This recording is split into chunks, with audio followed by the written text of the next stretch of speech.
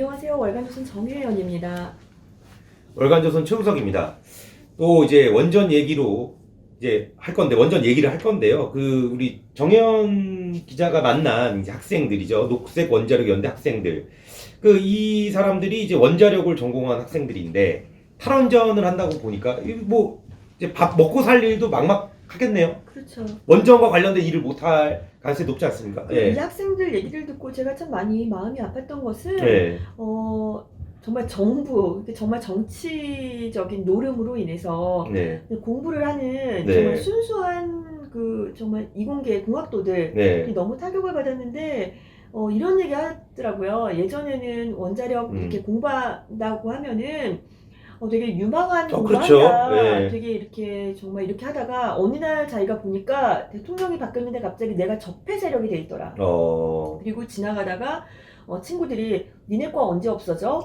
라는 얘기를 하고 네. 실제로 또 이제 뭐 박사과정에 있거나 이제 거의 이제 그 공부를 한 10년 넘게 한 친구들은 막상 취업을 해야 되는데 네. 지금 취업을 할 곳이 없고 그래서 또 요즘 이 친구들이 뭐 미국이나 원래 미국 탈원전을 했는데 요즘 지금 원전에 관심 갖고 있는데 미국 네. 같은 데는 정말 많이 인기가 좋다 그래요. 우리나라하고 고급 인력들. 그렇겠죠. 그래서 해외로 지금 취업을 할 수밖에 없고 네. 그러니까 사실은 우리가 어떻게 보면 보통 다 이게 학교들이 보통 뭐 카이스트, 서울대, 중앙대, 뭐 전북대 뭐 이렇게 여러 곳에 있는데 굉장히 우리의 자원이잖아요. 네. 20대. 그렇죠. 이런 자원들이 지금 해외로 어쩔 수밖에 갈 유출되는 수밖에 거죠. 없는 유출이죠. 네. 참 이런 얘기를 많이 들었다고 해서 참 제가 많이 안 좋아하는데 또 그것보다도 이 학생들이 외부에서 받는 오해가 너무 많아서 그렇습니까? 그래서 자기들도 이렇게 답을 해주다가 네. 가깝게는 친한 친구 그리고 뭐 아는 친척 이런 분들로부터 너무 오해를 많이 받는다고 그래서 제가 한번 물어봤어요. 원전에 대해서 제일 많이 듣는 오해가 무엇이냐. 그래서 한번 그 얘기를 한번 해보려고 합니다. 그렇게 무슨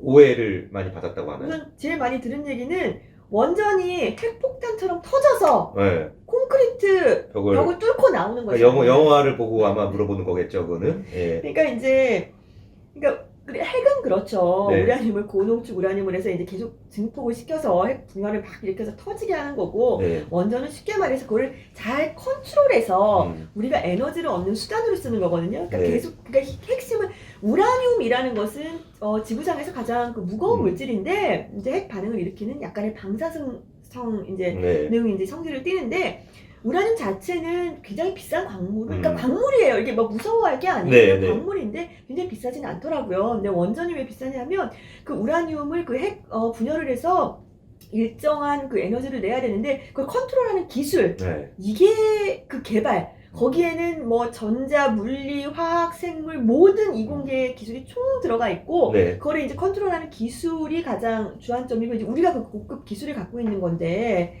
이제 그런 이거를 이제 핵폭탄처럼 터지는 것이 아니냐. 그래서 이제 학생들이다 보니까 정말 쉽게 설명을 해줬어요. 이 학생들의 얘기는 이렇습니다. 알코올에 불을 붙이면 불이 붙습니다. 맥주나 소주에는 알코올이 포함되어 있지만 불이 붙지 않습니다. 왜냐하면 처음 만들어질 때부터 불이 붙지 않게끔 설계가 됐습니다. 원전도 마찬가지입니다. 물리적으로 핵폭탄처럼 폭발할 수가 없게 설계가 되어 있습니다. 그 전홍축 우라늄은 아무리 터뜨리고 싶어도 터지지가 않습니다. 그러면 이제 사람들이 이럴 거 아닙니까? 그러면 체르노빌 같은 원전 사고 왜 일어났냐? 터지질 않는데 뭐 그렇지 않겠습니까? 체르노빌은 원래 상업용 원전이 아니고요. 설계가 좀 잘못됐다 그래요.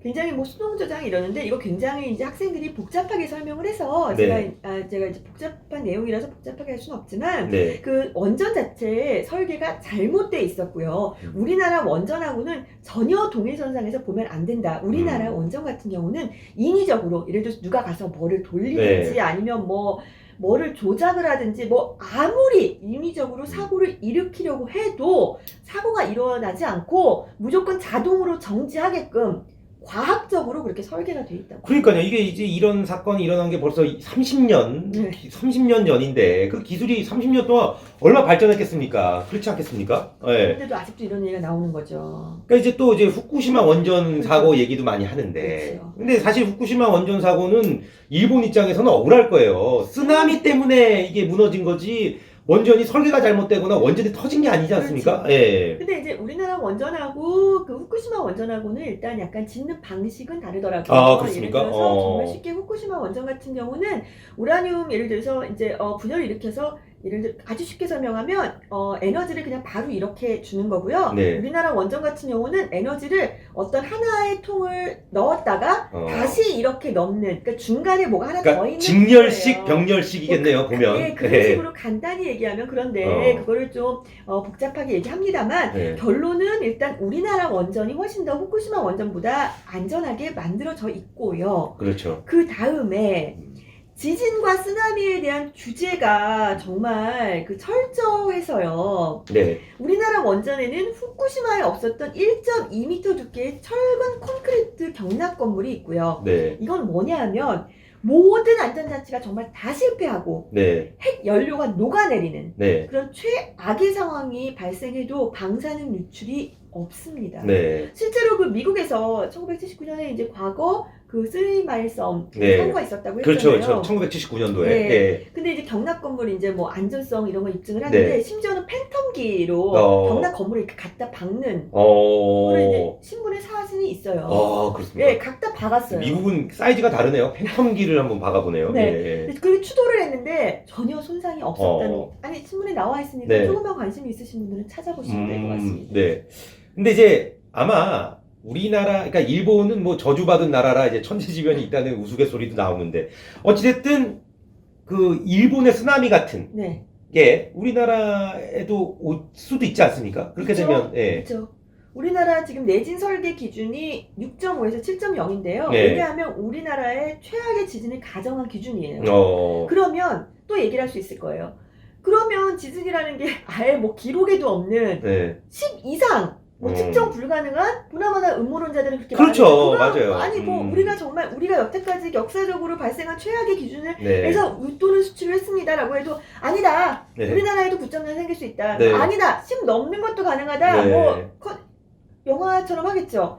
자, 그런데 일단 내진 설계 기준이 우리나라에 일어났던 그 지진보다 훨씬 더 높고요. 기준 네. 자체가. 그리고 여기서 말하는 내진 설계 기준이 뭐냐면요. 저도 이거 처음 알았는데 우리는 보통 기준하면은 네. 건물이 뭐 금가거나 무너져 내리지 않거나 이런 거잖아요. 네. 여기 원전에서 말하는 내진 설계 기준은요. 전혀 손상이 없이 가동 중지할 수 있는. 그러니까 예를 들어 터지고 이런 게 아니고요. 무슨 일이 발생했을 때, 지진이 발생했을 때, 그러니까 기준 자체가 다른 거예요. 네. 완전히 손상이 없이 가동 중지할 수 있는 기준을 말하는 겁니다.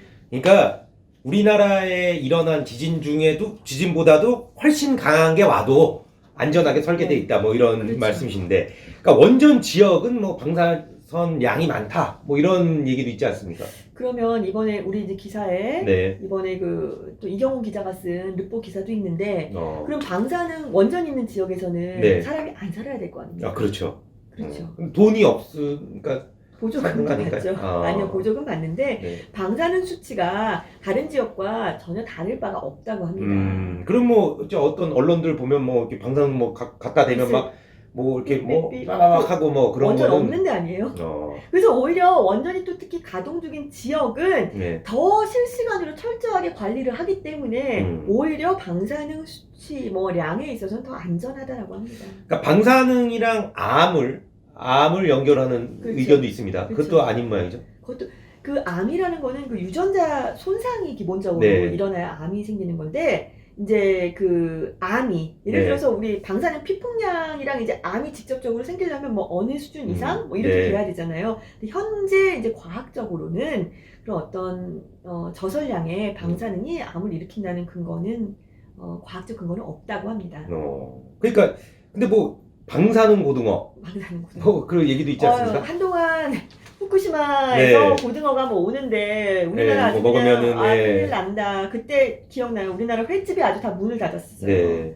그런데 문제는 우리가 이게 되게 오해를 하는 게 방사능을 우리가 전혀 안 받고 있는 게 아니고요. 우리 네. 건강검진할 때 엑스레이 찍잖아요. 네. 거기 써있죠. 그렇죠. 뭐 임산부랑 네. 뭐 하지 말라고 네. 써있죠. 그러니까 우리가 방사선을 살면서 조금씩 받아요. 네, 맞아요. 그렇잖아요. 참고로 이제 뉴욕에서 네. 서울 구간을 왕복 비행하면 네. 0.1 밀리시버트, 이 밀리시버트라는 게 이제 그 양이라고 하는데요. 네. 이걸 봤는데 이거는 어떤 거냐면요.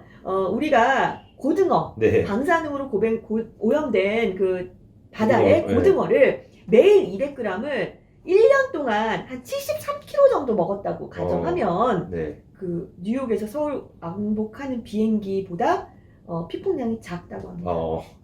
그러니까 사실 그 정전이 한번 돼보면 전기가 얼마나 소중한지 알 수 있지 그럼요, 않습니까? 그럼요. 예. 그래서 우리나라가 정말 많이 노력을 해서 아주 세계적인 원전 기술을 갖게 됐는데 뭐 탈원전 때문에 탈원전 정책 때문에 이런 것까지 다 무시당하거나 네. 뭐 백지화되고 오해받는 상황이 아쉬울 따름입니다. 네. 다음번에도 이제 원전과 관련된 이야기 아마 마지막이 될 것 같은데요. 그걸로 한번 찾아뵙도록 하겠습니다. 예, 감사합니다.